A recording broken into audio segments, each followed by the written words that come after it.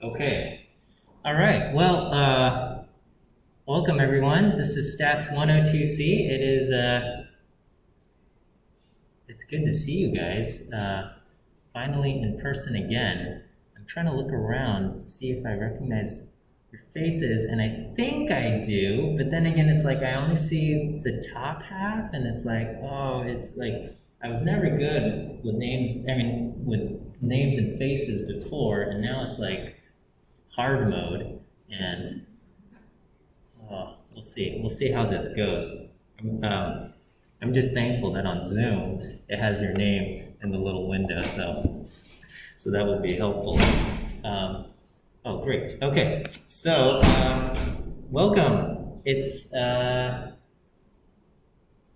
good to be back, right? You guys were all on campus pre-pandemic, right? Or is this anybody's like first time at UCLA on campus?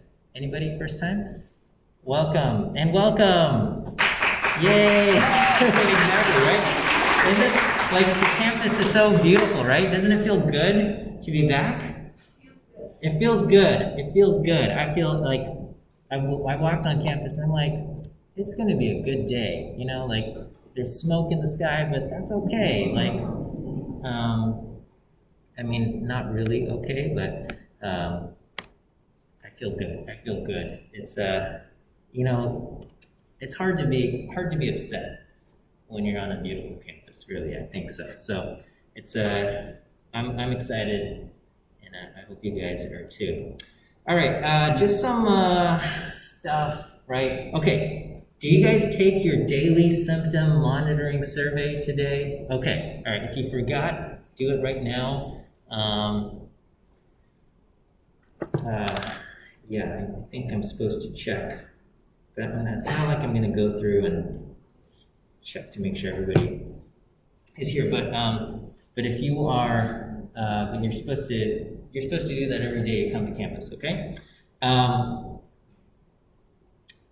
And then this is important. If you're sick, feeling sick, stay home. Okay, we don't want you here.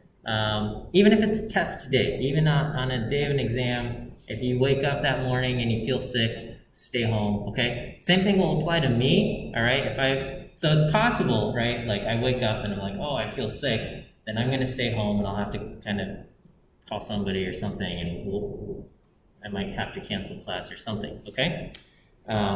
I hope I don't get sick on test day because that would be a big problem. But we'll figure it out, okay? Read the syllabus. Oh, you haven't done this with your TA. That was for the other class. But the syllabus is up online. It's like 10 pages long. I know I write a really long syllabus, but please do read it. There's a lot of stuff there, okay? You should have been invited to join Campus Wire and check that regularly. That will be our primary means of communication. And then if you don't come to class for whatever reason, that's fine, but do watch the lecture video, okay? And then my request is that you come to office hours instead of sending me an email, okay? And if you've taken a class with me before, you might already know this, but I'm not great at responding to emails, okay? For me, it just takes like a lot of mental energy just to like write a response. And I don't know, sometimes I think you guys, maybe you can relate, right? Sometimes somebody texts you and it's just easier to leave them on read than like gathering whatever it is that you have to like send a response. And so, you know, for me, I think I work a lot better with just kind of talking interactions and stuff like that. So, so I have office hours Monday, Tuesday, Wednesday, Thursday, and Saturday. Okay, and I've scheduled them, you know, kind of on the 30s, just in case you have a class, right? So if you have a class that goes from 11 to 12, 12 to 1.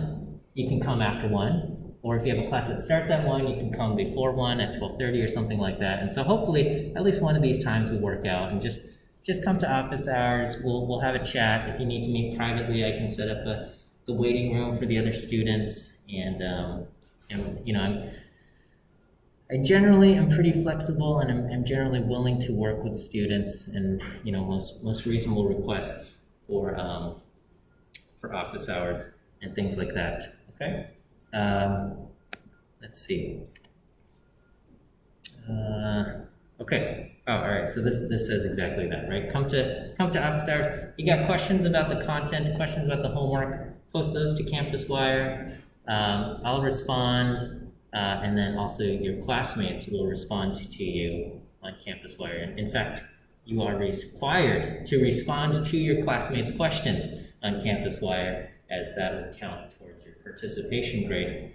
And you can also send me direct messages on CampusWire. You can send me emails, but the response, just expect it to be kind of a slow response there.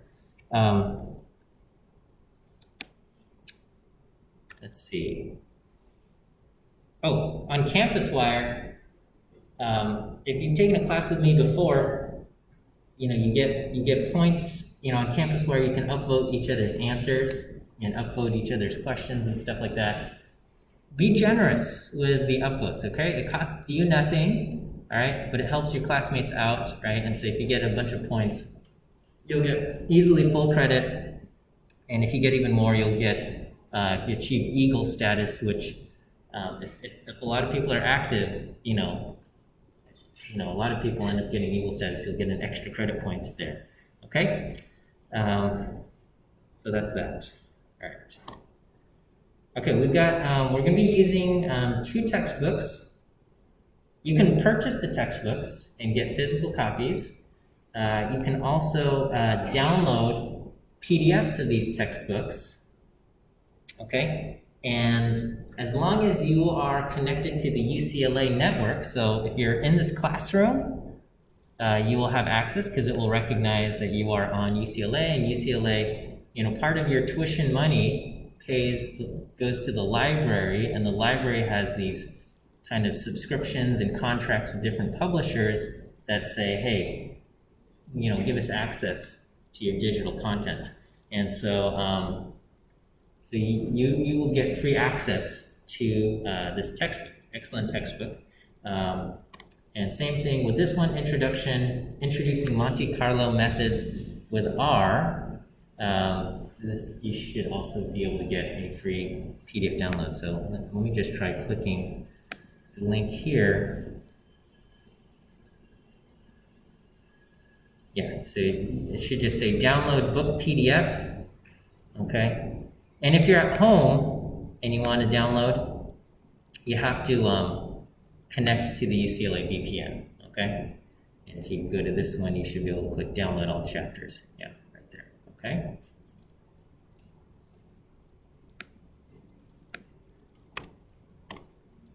Okay, this is our grade breakdown.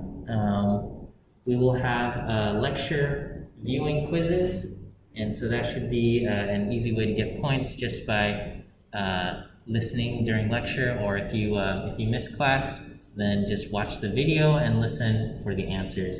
And so for today, there is a lecture viewing quiz posted under week 1, even though it's week 0. And I'll give you your first view quiz answer. The very first answer is the letter B.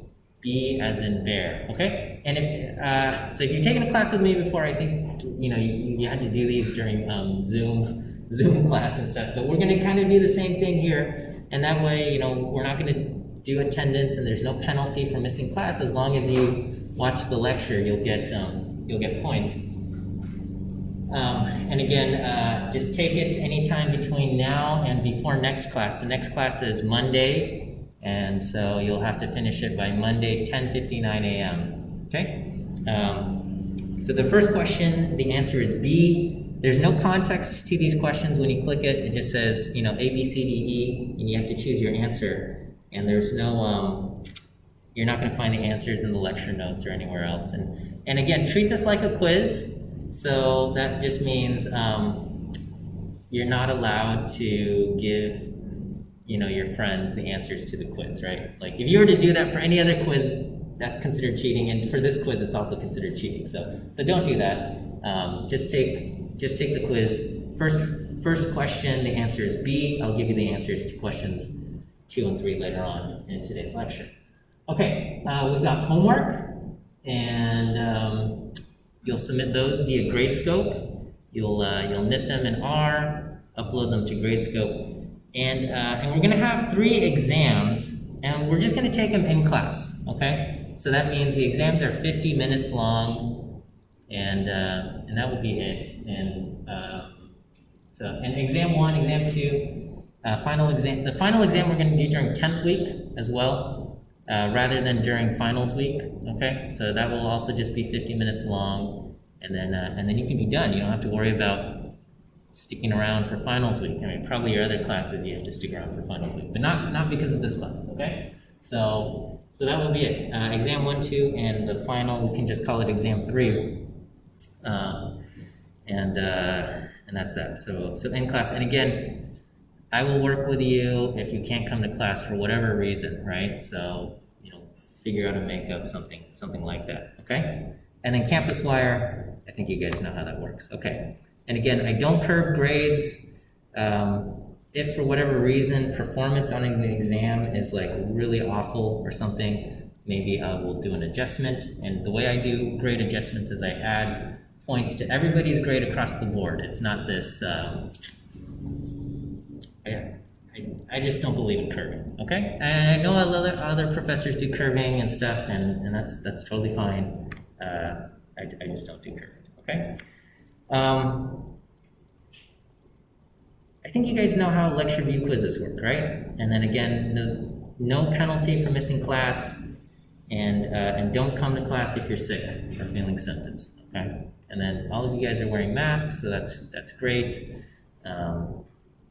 We just got to follow the rules, okay? All right, we'll talk about academic integrity and plagiarism. I give this spiel at the start of all of my classes, so my apologies if you've already heard this before. But yeah, I mean it in that, after you graduate, okay? And imagine, is everyone graduating this year? Is that the plan? Okay, right, okay, excellent. All right, so awesome. So,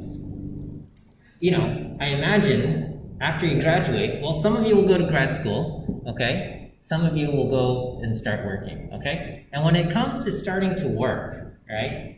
And writing code and things like that as part of your job, the goal there is to just get the thing to work, okay? You have a task, your boss says, hey, we need this done, we need this analysis, and you just need it to work. And so you're going to be using the internet. You're going to go on Google and you're going to say, how do I do this and how do I do that? And even the stuff that's most basic, you're going to be like, oh, how do I change the width of my plot, right? And these are the most basic questions, but then you just use them and you get your answers and things like that. And that's great because the goal there is to get the job done, okay? But the goal of this class is not to get the job done. The goal of this class ultimately is that you learn so that you develop understanding, right? That's the only reason why I assign homework, okay? My life honestly would be so much easier if I didn't assign any homework, and if I just gave everybody an A at the end, everybody would be happy and my life would be easy, right? But I would have failed you in that I wouldn't have created a structure that would encourage learning, right?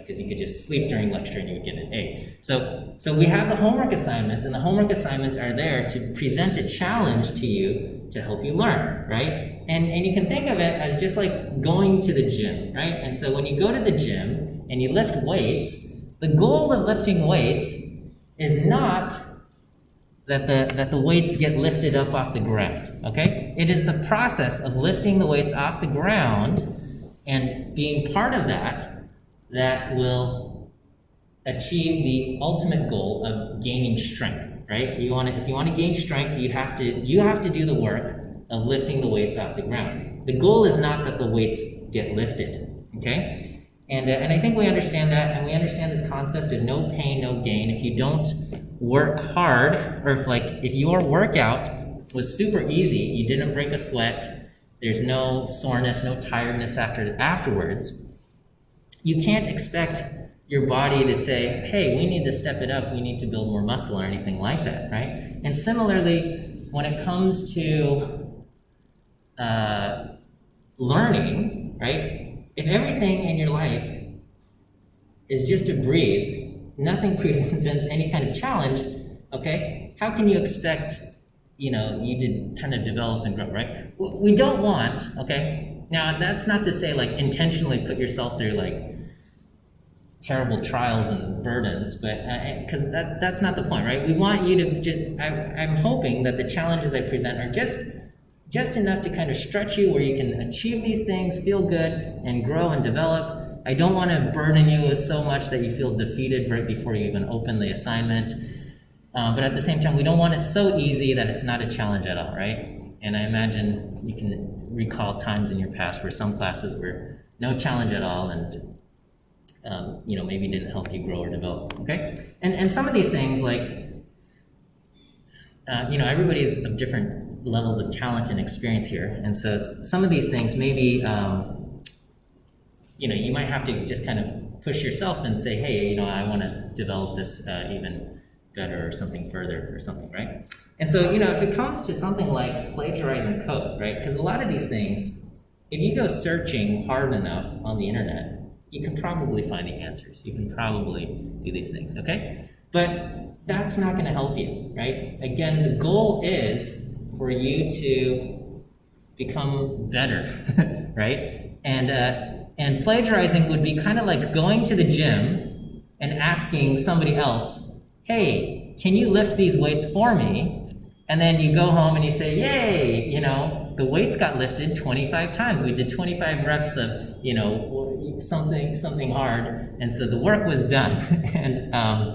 and that's, but again, if the goal is for you to gain strength, or if the goal is you're learning, that's not going to help you, right? You have to go through that yourself to hope to get any kind of growth, right? For your brain to create new neuron connections, new pathways. You've got to do it. You've got to do it yourself. Okay. And so again, the goal of the course is your learning. If you get it mixed up, if a student mixes it up and says, the goal of the course, the point is to get the good grade, okay, then that could create a situation where you're tempted to do plagiarism, or you're tempted to do something dishonest, because if the grade is the most important thing, then that feels like, okay, we just need to get the work done. But again, that's not the goal. And I realize there's, it's just a weird setup. Like, I have to give you guys a grade. I wish we didn't have to, right? I wish I could just say, hey, we just want to help you learn and things like that. And then if you're applying to grad school, then you're like, well, they're going to look at my grades and it's not a perfect system, and I don't know what system we can make that will be perfect and things like that. But I'm hoping you internally can judge yourself and judge your performance based on what you've learned, not the letter grade necessarily that you achieve at the end of the course, okay? I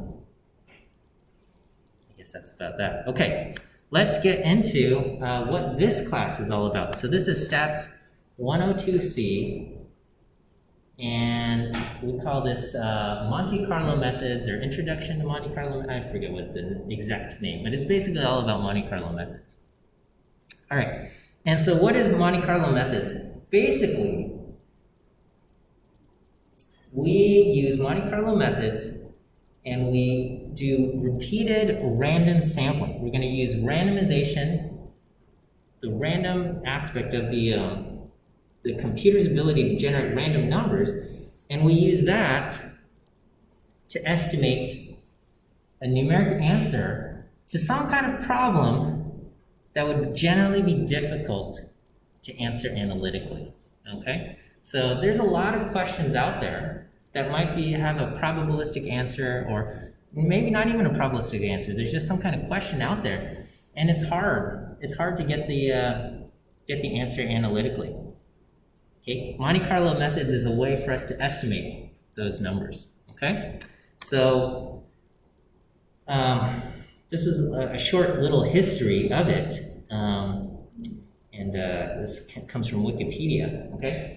So this person, Stanislaw Ulam, okay, was working on the Manhattan Project, right? So they were developing the atomic bomb, during World War II and things like that. And this was at Los Alamos National Laboratory in New Mexico, things like that.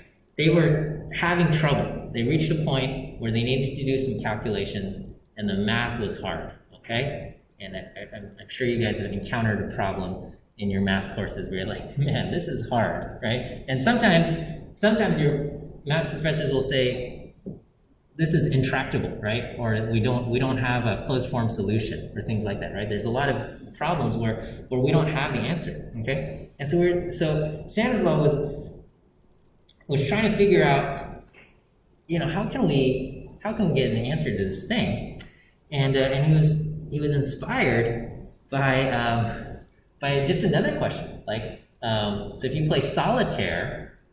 He was just wondering how many of the games are winnable, right? So I don't know, you guys play the card game Solitaire, you deal these things out. Sometimes you win, and sometimes you just can't win, right? Like it's just not impossible to win. And so he just said, well, how can we figure out what proportion of games are winnable? And if you try to do the probability calculations for what proportion of games of Solitaire, whatever version of Solitaire you're playing are winnable, it's like really like I wouldn't even know how to get started on an analytic probability thing. So he said, you know what? What I can do is I could just like deal a game, see if it's winnable, and do this a whole bunch of times. And if I deal myself, say, like 100 games, and I figure this out, and if I'm able to win 45% of the games out of 100, 45 out of 100 games, that gives me a rough probability, something around 45%. Maybe it's a little higher, maybe it's a little bit lower, okay? And so we could just kind of estimate the win percentage just by kind of testing this out, okay? And so he said, well, maybe we could use some kind of similar thing where we actually do kind of this random thing where we're not going to try to do the calculations itself, but let's see if we can set this up. And this is back in then when they were working on mainframe computers, right? The ENIAC giant thing, right? Where now you have more computing power in your wristwatch than anything imaginable back in that day. But they said, okay, well, maybe we can do this. He worked with his colleague, John von Neumann, and they figured out how to code this up for the mainframe computer, and they decided to do this. But again, they were working on the atomic bomb, so everything was like code name, super secret stuff. And they said, well, let's name it after the Monte Carlo casino in Monaco. That's like, if you think of Las Vegas is synonymous with gambling. If you're in Europe, their Las Vegas is Monaco or the Monte Carlo. And I don't know, I guess James Bond plays there too and stuff like that. And anyway, that's how we got this name, right? So if you think back to your favorite stats class, Stats 100B, which I joke, but yeah, it's also like, is interesting, right? Like all of the, maybe, okay. You learn how to figure out the properties of, say, probability distributions, right? So, let's say we have some random variable x, right? Okay, and the x has a PDF f of x, right? The PDF or PMF or whatever. Let's just say it's a PDF, okay? So if it's a PDF, it's a continuous distribution, how do you find the expected value of x? You guys know this, right? It's the integral of x times f of x dx, right? So you integrate this, okay? And this is going to be your expected value, and then the integral over x, whatever being the support of x. So if it's normal, it goes to negative infinity, or basically wherever x is something bigger than 0, you're going to do that, okay? And if it's discrete, instead of the integral, you have the sum, okay, over all the possible values of x, okay? So this is how we did it, okay? This is how you find the mean of a random variable, okay? And then if you wanted to find the variance, you had very similar things, right? You'd say, well, okay, the variance is the expected squared distance from the mean, right? So you first do your mean calculation, mu, and then you say, okay, well, if the random variable x, how far is x going to be from mu, right? Some values are going to be close to mu, some values are going to be far from mu. Overall, how far can we expect x to be from mu, or how far is that squared distance from mean? And so you have the integral of this, or x minus mu squared times f of x dx, which can also be estimated. And you go through the derivation, and you say, oh, it's the expected value of x squared minus the expected value of x quantity squared, things like that. And again, so this is kind of the stuff you did in 100B, right? And basically, this expanded, right? You had more things, right? What if you wanted to apply some function to a random variable, right? So for example, let's say you have a random variable x is a normal random variable, and you say, what if we plug this thing into a function, right? What if I square it? Okay? So if you square a random variable x, what's the resulting probability distribution? Do you guys remember? I think I heard somebody whisper it. Chi-squared, right? Chi-squared with 1 degree of freedom, and then if you can do other things, right? You could take the random variable x, and you could multiple things from a normal distribution, square them and add them up, and you get chi-squareds with different degrees of freedom and things like that. But anyway, so there's this idea. What if we take this random variable and then I do something to it, right? Like I square it, or I plug it into some other function, right? Like I plug it into a sine function. What is the resulting distribution of values going to look like? What would the expected value be? Okay, and then so for that in 100b, you do this integral, right? You just take g of x times f of x dx, and you solve the integral, right? But integrals are hard, right? They can be, right? Sometimes we can do it. Sometimes the integral ends up being intractable. Sometimes the integral just ends up being impossible. There's no closed form solution. And sometimes you're in a situation where you want the answer, or at least an approximate answer, okay? You say, well, I need to figure out this integral. I need to figure out the expected value. And I don't know how to do this math, because this math is hard, right? Sometimes I just go to Wolfram Alpha and I plug it in, and I'm like, please give me something, right? And in fact, actually, if Wolfram Alpha can't figure out the closed form solution, it resorts to Monte Carlo methods, basically, okay? And so this is basically the big picture idea of Monte Carlo methods, okay? So sometimes the integral or the sum or whatever we're dealing with is just too complicated to solve analytically, right? And so instead of trying to get the exact analytic answer, right, what we do is we get an estimate, okay? We do simulated randomness, we get an estimate, and that's it, okay? And that's basically what this whole class is going to be about, right? How do we get the answers that we want by simulating something, doing some randomness to get an estimate? We're going to start off with easy things, and then we're going to expand out to, I think, more interesting applications. You're like, oh, I didn't realize that would be a Monte Carlo situation, right? So a lot of these things, a lot of the applications are kind of these creative, somewhat ingenious ways to apply the methods here. Okay. All right. Let me give you your. I already gave you your first view quiz answer. Yeah. Okay. Let me give you your second view quiz answer. Second view quiz answer for today is the letter C. C as in cat, or as I have here, C as in Clorox wipes. So C is our second view quiz answer. Okay, and you'll take that thing here. Okay. So so here's just a basic idea. Okay, let's say you didn't want to go through the work of estimating, or of not estimating, of calculating the analytic mean of a random variable, right? So you have some random variable, and we say, hey, what's the mean of this random variable? Okay.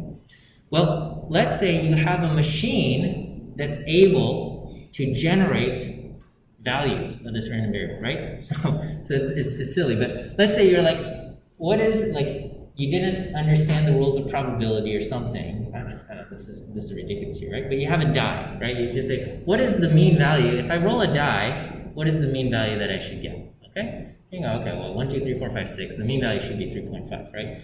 So that's easy. But let's say you didn't know this, okay? Or maybe here's a better example, right? Somebody says, oh, look, I've taken this die and then I sanded the corners, right? You know, and then you go, well, is that going to affect how the die rolls? I don't know, right? Like somebody says, hey, you know what? I'm secretly sanding the corners of this die, so I think, you know, I want it to land on this thing more often or something. And they say, you know, do you think that's going to work? All right? And you go, I have no idea. Okay? Right? So you say, well, let's just do an experiment and let's just try this out. Okay? And so you just say, all right, well, let's just roll the die. Let's just roll the die a whole bunch of times and let's see if we're getting the same average that a fair die should give, 3.5, or are we going to get something different, right? And basically, all you would do is you would just roll it a whole bunch of times and you would get an estimated mean value, right? So you would just take the die, you would just roll it. I don't know how many times you'd have to roll it, probably a lot, okay? And you record every single one of these outcomes and you say, oh yeah, you know what? Whatever you did to the die, it seems to have worked because now my average is 3.1 rather than 3.5. I don't know, okay? Or maybe it's like it ends up being 3.499 and you're just like, that's not very different at all, okay?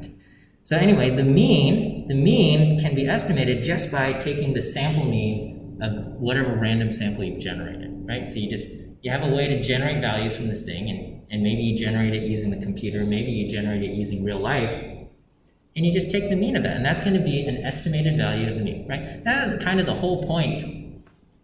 In Stats 10, you said, oh, the mean of your sample serves as a point estimate of the population mean, right? And that we're just basically using that idea.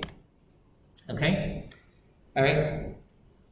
What is the mean of a chi-squared random variable with 5 degrees of freedom? Do you guys remember? What is the... So, I don't blame you if you forgot, okay? It's not like we remember all of these properties of all of these different random distributions. Now, we can easily... The true answer, you just go, okay, let's go to Wikipedia and type in chi-square distribution, right? And you go there and you say, okay, if we have k degrees of freedom, okay, then the mean is k. So, 5 degrees of freedom, our mean should be 5, okay? But let's say you didn't remember that, right? You can look up the PDF of the chi-square distribution, right? You got this gamma function, and you're like, oh gosh, how does this gamma function work? The gamma function is basically the factorial function, okay? But it's made continuous, right? So I don't know if you've ever been intimidated by the gamma function, but like, you guys all know how the factorial function works, right? 4 factorial is just 1 times 2 times 3 times 4. You get 24, 5 factorial times 5. But you're like, what if, so, you know, you have 2 factorials 2, 3 factorials 6, 4 factorials 24, 5 factorials 120, and you say, well, what if I drew a smooth line to connect the dots? The result is the gamma function, okay? Except the gamma function, you like subtract 1 from it and something. And then when you get into the negative numbers, it gets crazy, because if you think of like what's negative 3 factorial, you've got 3 negative numbers, so it becomes negative, but then if you do like negative 4 factorial, you have 4 negative numbers, so it becomes positive. So the gamma function on the negative side is totally nuts. But anyway, okay, that's beside the point. Here's your PDF, and if you didn't go to Wikipedia to figure out what the mean is, right, how would you go about calculating the mean of this distribution, okay? So one option, okay, and I'm not going to test you on this, but if you recall back to Stats 100B, you know, one of the most important classes, you could go use the method of moments, right? You'd use your moment generating function, and you'd say, okay, well, let's find the expected value of e to the t times x and things like that. And, you know, you plug this in and you figure that out, okay? And you solve this, right? The mean is equal to the first moment, which is the first derivative of the moment generating function, and you get k, right? So the analytic answer is that the mean of chi-squared distribution with 5 degrees of freedom is k, okay? Will be 5. So there's your answer, right? And this is, I don't know, I imagine you had to do something like this in your homework for 100B, okay? And maybe that was fun, or maybe it wasn't fun for you, okay? Here, if we just wanted to estimate this, right? We just go, oh, you know what? My computer, R, is able to generate values from the chi-squared distribution, right? I have R chi-squared, okay? So I just say, okay, well, let's do set seed 1. Let's do 10 to the 5, 100,000 numbers, and give me a sample using the random R chi-squared, right? So give me random chi-squared numbers. I want 100,000 numbers. I got 5 degrees of freedom. We get a sample, and I say, okay, well, what is the mean of my sample here, right? So the mean of these 100,000 values is 4.993, okay? So this is not exact, right? The exact answer is 5, the analytic answer is 5, but we get a Monte Carlo estimate, and it's pretty close. 4.993 versus the true answer, 5. I'd say, hey, that's pretty good, okay? That's pretty good, right? And this is basically the big picture idea of where we're headed, okay? And we're going to start off again. This will be easy answers, okay? And then again, we're going to do more complicated examples here. Okay, does this kind of make sense? Are there any questions on any of this? Okay. So that's where we're headed. Let me go ahead and give you your third view quiz answer, and then we got about 10 more minutes here. Okay, and I got 10 more slides, or 9 more slides. So third view quiz answer is the letter E. E as in elephant. E as in elephant is your third view quiz answer today. Take your make sure you take your view quiz before our next lecture on Monday, and to get credit. Okay. All right. Okay. What about the variance of this thing, right? So again, you could go through all of the analytic methods, right? You could use the moment generating function or some other method to get your estimate. But here, you just say, well, let's take the same sample that I've generated, right? I have 100,000 values.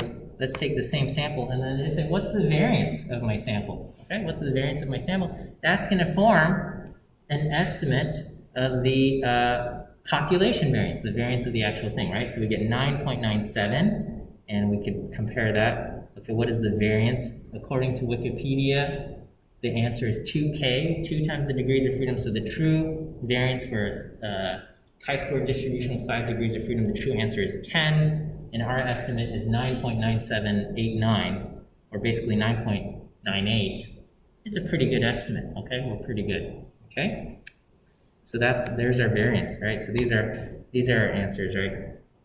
We've got basically anytime you have some kind of simulation, you've got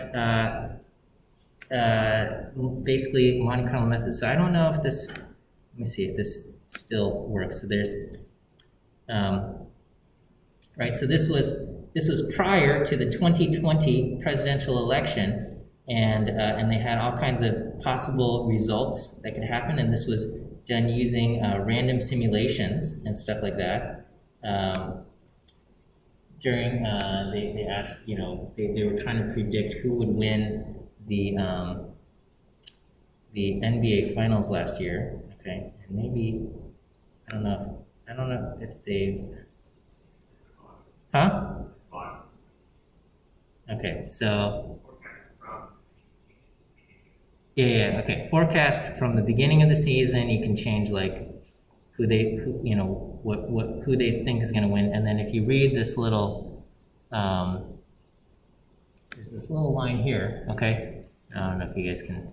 It says these forecasts are based on 100,000 simulations of the rest of the season, right? So they have some kind of computer program that does simulations, and then they look at the simulation results and they say, such and such won 75% of the games or something out of these 100,000 simulations, and therefore they believe that they're going to win or something like that. Okay, all right. And there's all sorts of stuff in different fields here.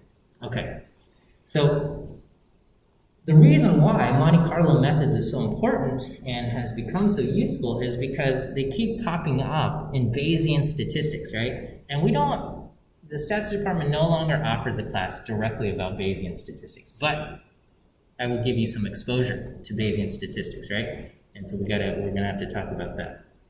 Okay, they're also very useful in other kind of high-dimensional settings or other kinds of random simulations. And I don't know if you guys took 102A with me, but if you took 102A with me, you had your first Monte Carlo simulation when I had you do the Monopoly game, right? So Monopoly is basically a Monte Carlo simulation. We were trying to figure out what's the probability that you land on a certain square. And the way we estimated that was by simulating a whole bunch of games, okay? All right, so this is kind of the list of topics, blah, blah, blah, blah, blah. We're gonna start off with kind of some Bayesian ideas and some applications there, and then we're gonna move into other things, Markov chains, and Markov chain Monte Carlo, which will lead us to the Metropolis algorithm and the Gibbs sampler, which are all kind of very useful. Okay, oh, this is weird. It says 29 out of 34, but it's the last slide. Okay, I don't know how the counting works. It is, I think because some of the slides, like, there's a break. It goes from 30 to 31, but I don't know. Okay, so this number, it's lying to you.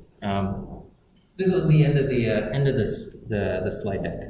Okay, that's it. All right. Well, I hope we have fun in the class. It's good to see you guys, and I'm glad you guys are here. All right. So welcome back to campus, and have a good weekend, you guys. Stay safe and stay healthy.